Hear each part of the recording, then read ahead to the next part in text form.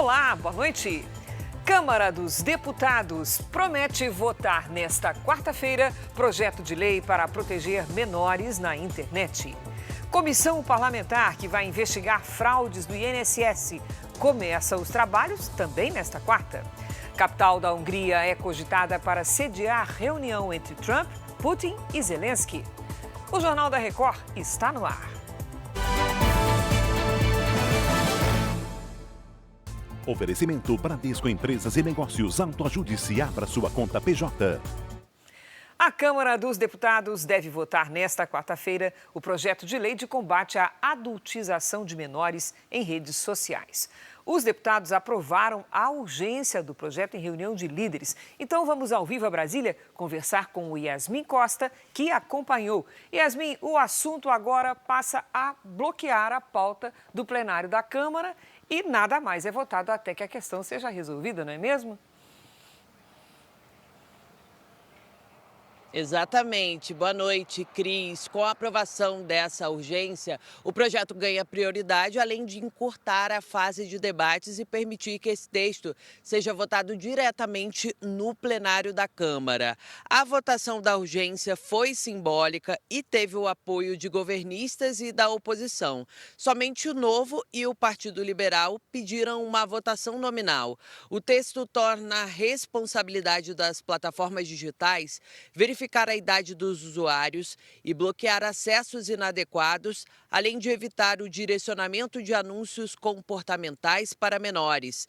Também prevê multas e até a suspensão temporária das plataformas em caso de descumprimento das regras e determina que as Big Techs garantam a proteção de crianças e adolescentes com medidas contra intimidação, ameaças, exploração e abuso. Alguns partidos declararam que apoiam o endurecimento das normas contra a exploração infantil na internet, mas queriam que essa discussão fosse um pouco mais longa. Esse projeto já foi aprovado no Senado e chegou à Câmara em dezembro. O presidente Hugo Mota disse que vai criar um grupo de trabalho para que os parlamentares analisem outros projetos relacionados a esse tema.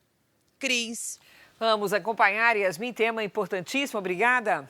Também nesta quarta-feira vão começar os trabalhos da Comissão Parlamentar Mista de Inquérito do INSS. A instalação da CPMI está marcada para as 11 horas da manhã. O colegiado vai ser composto por 16 deputados e 16 senadores titulares e outros 32 suplentes. A comissão, que vai investigar os descontos irregulares em benefícios de aposentados e pensionistas do INSS, vai ter como presidente o senador Omar Aziz, do PSD do Amazonas. O relator será o deputado Ricardo Aires, do Republicanos de Tocantins. Governadores de centro-direita se reuniram agora à noite em Brasília. O jantar em comemoração à federação partidária do PP com o União Brasil reuniu autoridades, entre elas os presidenciáveis Ronaldo Caiado, governador de Goiás, e Tarcísio de Freitas, governador de São Paulo, que é do Republicanos. Batizada de União Progressista, a federação nasce como a maior força política da Câmara, com 109 deputados federais e 15 senadores. Mais cedo também estiveram presentes o presidente do Senado, Davi Alcolumbre, do União Brasil, o senador Ciro Nogueira e o deputado Arthur Lira, ambos do PP. E também convidados como Ciro Gomes, do PDT. Com 4 ministros na equipe de Lula, as duas legendas debatem publicamente o desembarque do governo. O presidente Lula tem feito reuniões com os partidos de centro que integram a equipe e apelado por união e harmonia para garantir a governabilidade até as vésperas do processo eleitoral de 2026. E governadores dos estados do Sul e do Sudeste se reuniram nesta terça-feira em Curitiba e assinaram uma carta para a presidência da COP30.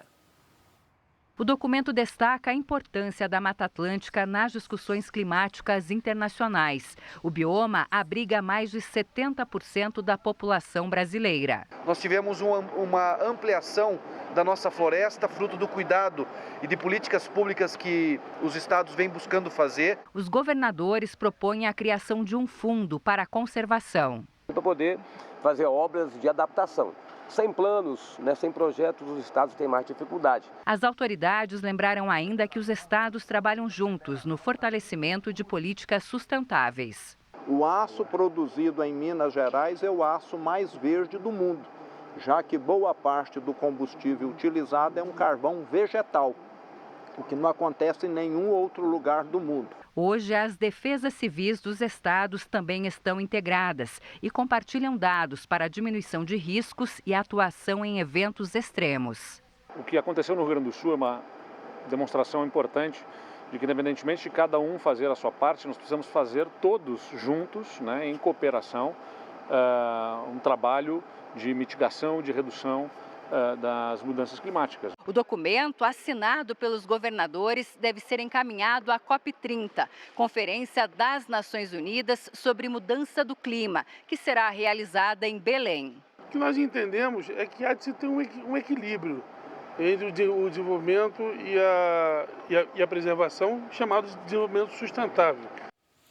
Brasil e Indonésia fecharam um acordo sobre os requisitos sanitários para a exportação de carne bovina com osso, miúdos e produtos derivados. A Indonésia é considerada um mercado estratégico, tem 238 milhões de habitantes e registra um consumo crescente de proteína animal, que é impulsionado pelo aumento da renda. O ministro Flávio Dino reiterou hoje a decisão que estabelece que leis estrangeiras não podem ser aplicadas no Brasil. A questão teve forte impacto no mercado financeiro. O Ibovespa caiu mais de 2% aos 134 mil pontos. Foi a maior queda diária desde abril. Já o dólar subiu 1,19%, cotado a R$ 5,49. O dado mais expressivo da instabilidade gerada pela declaração de Flávio Dino foi o resultado dos bancos.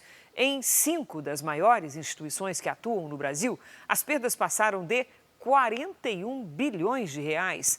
A razão para isso seria a insegurança jurídica causada pela posição do Supremo ante a aplicação das sanções ao ministro Alexandre de Moraes, punido pelo governo americano com as restrições da Lei Magnitsky. Os investidores temem o impacto financeiro nos bancos que têm negócios nos Estados Unidos, caso se recusem a aplicar as sanções. A decisão monocrática de Flávio Dino pode ser levada ao plenário no âmbito da ação movida pelo PT sobre a aplicação da norma americana e que é relatada pelo ministro Cristiano Zanin. As universidades que receberem notas baixas no Exame Nacional de Avaliação da Formação Médica poderão sofrer penalidades a partir do ano que vem. Cursos de medicina que tiverem nota 1 ou 2 no ENAMED podem ficar proibidos de oferecer novas vagas.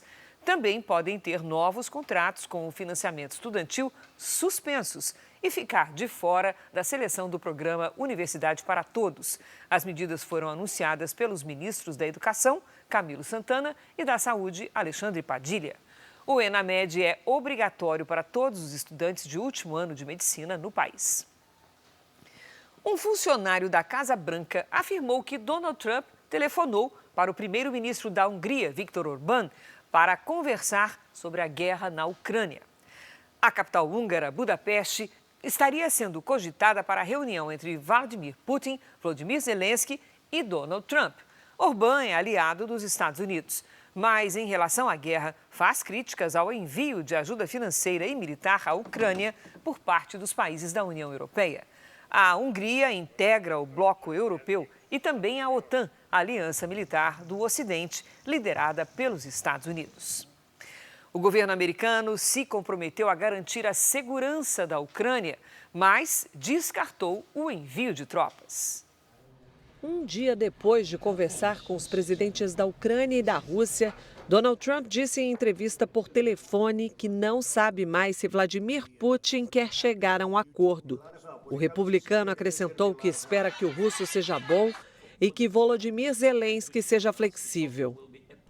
Ontem também ficou definido que os aliados protegeriam a Ucrânia de novas invasões da Rússia. Na mesma entrevista, Trump descartou qualquer possibilidade dos ucranianos ingressarem na OTAN, mas confirmou que os Estados Unidos vão fazer parte da coalizão. Mais tarde, a porta-voz da Casa Branca reiterou que nenhum soldado americano será enviado à Ucrânia. De volta a Londres, depois do encontro em Washington, o primeiro-ministro Keir Starmer liderou hoje aqui da sede do governo britânico uma reunião virtual com mais de 30 líderes mundiais. O foco da discussão é pressionar a Rússia para que aceite um acordo de paz com a Ucrânia. O chanceler russo revelou que Moscou apoia qualquer tipo de reunião, inclusive com a participação de Trump. Sergei Lavrov ainda elogiou a atuação do presidente americano e criticou os europeus por defenderem um cessar-fogo enquanto enviam armas para a Ucrânia. O governo dos Estados Unidos anunciou o aumento de tarifas de importação de 400 produtos derivados do aço e do alumínio. Essa medida afeta o Brasil. A Casa Branca também anunciou que vai considerar ofensas contra o país como um critério para a concessão de vistos. A nova diretriz já está em vigor. A medida atualiza o Manual de Políticas para a Concessão de Vistos e outras permissões para estrangeiros que desejam morar ou viajar para os Estados Unidos. De acordo com o comunicado, os benefícios não devem ser concedidos para aqueles que desprezam o país e promovem ideologias anti-americanas. A nova medida reforça a análise das redes sociais de quem pede o visto. Em relação à política comercial, o governo americano anunciou hoje o aumento das tarifas de importação de mais de 400 produtos derivados do aço e do alumínio. A taxa será de 50% e afeta todos os parceiros comerciais do país. Entre os itens estão turbinas eólicas, autopeças, guindastes, móveis, utensílios de cozinha e até motocicletas. O presidente Donald Trump já havia taxado o aço e o alumínio.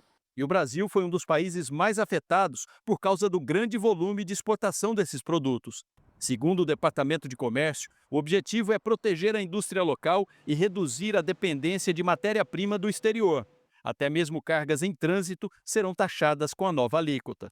Já o Congresso americano aprovou uma lei que endurece o tratamento de crimes cometidos por adolescentes na capital, Washington.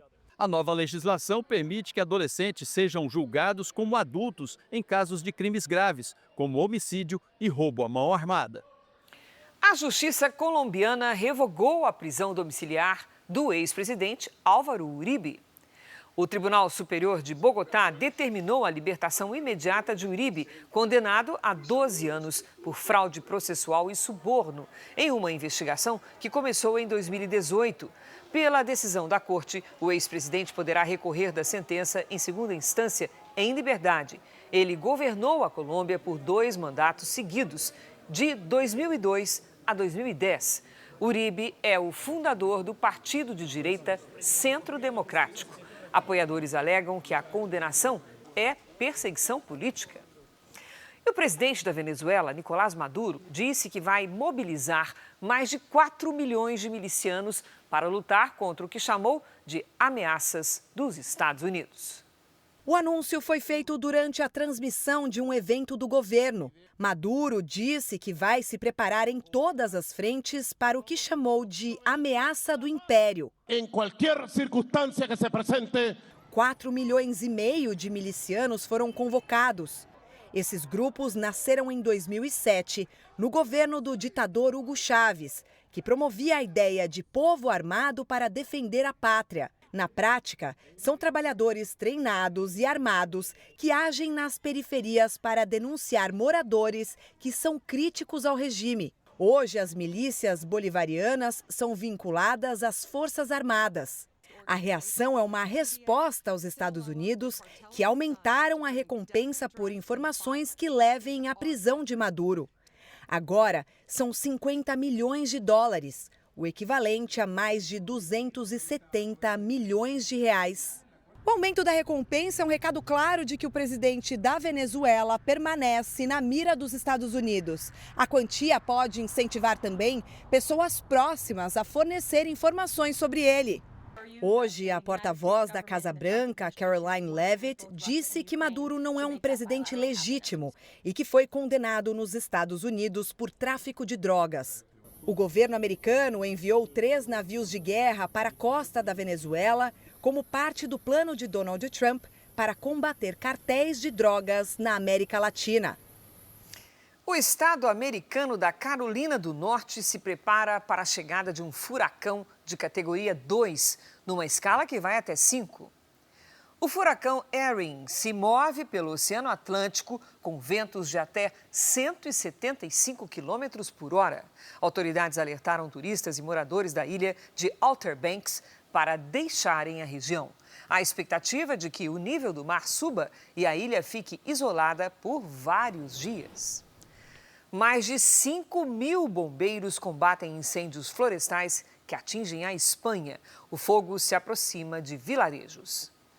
As chamas já consumiram uma área de mais de 380 mil hectares, o que equivale a mais de 2,5 vezes o tamanho da cidade de São Paulo. A onda de calor e ventos fortes dificulta o trabalho dos bombeiros e o fogo se alastra para regiões habitadas. A polícia prendeu 23 pessoas suspeitas de terem provocado os incêndios. Outras 90 são investigadas. E os radares das rodovias federais registraram mais de R$1 bilhão em multas no ano passado. Mesmo assim, os equipamentos foram desligados este mês. E sabe por quê? Por falta de dinheiro, falta de recurso para manutenção. Agora a Justiça mandou que os equipamentos sejam religados. O DENIT, Departamento Nacional de Infraestrutura de Transportes, tem 24 horas para notificar as concessionárias e as empresas terão 24 horas para religar os equipamentos, sob pena de multa diária de R$50 mil por descumprimento. A sentença determinou que o DENIT apresente as consequências do apagão nas rodovias federais e o valor exato que precisa receber por parte do Poder Executivo Federal para continuar a execução do Acordo Nacional de Radares. Hoje existem 1.600 radares instalados em rodovias federais. O orçamento inicial previsto para a manutenção dos aparelhos era de R$364 milhões, mas o valor destinado foi reduzido para pouco mais de R$43 milhões, uma queda de 88%. Sem recursos, os radares acabaram desligados. Dados da Polícia Rodoviária Federal apontam que em 2024 foram registrados nas estradas federais mais de 73 mil acidentes, com 6 mil mortes. É muito complicado você não ter mais esse item de segurança retirado em função de problemas de governo. Tem que manter, sim, de preferência em locais específicos, antes de locais de risco, e não radares escondidos causando um susto no motorista. Ele é que tem que manter a velocidade da via.